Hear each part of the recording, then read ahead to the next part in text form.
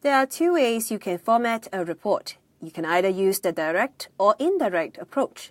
To decide which approach suits your situation more, think about these two factors first.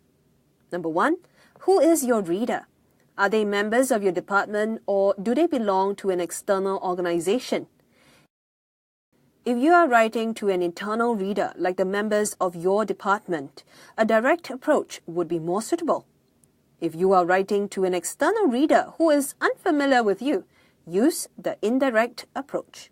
Number 2, how do they feel about your message? Will the reader receive your message positively?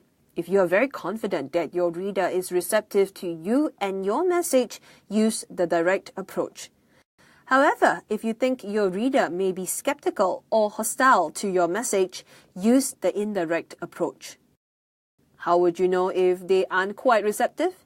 If your main message or recommendations may have a financial or logistical impact, or if you need to gain credibility with your reader is not likely to be receptive. Now, what is the difference between the direct and indirect approach? Let's start with the direct approach. The direct approach uses an upfront arrangement. A summary of the key findings, conclusions, and recommendations are first in the business report. If the reader wants to delve deeper into the report, they can look into the second part of the report, which provides all the findings and supporting evidence.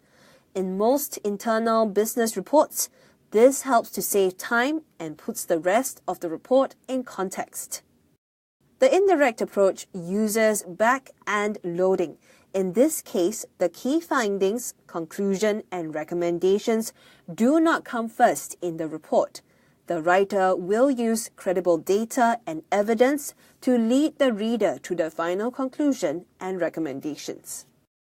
The indirect approach helps you overcome your reader's reservation to you or your message. When you are able to prove your points through logical analysis of your data, you are also showing that you haven't let your personal judgment influence the outcome of the report. You are also letting your reader draw their own conclusions because they have all the facts. This gives them confidence that you are not trying to sell them an idea that they may not want. Hence, the sections of a formal report using the indirect approach follow this order.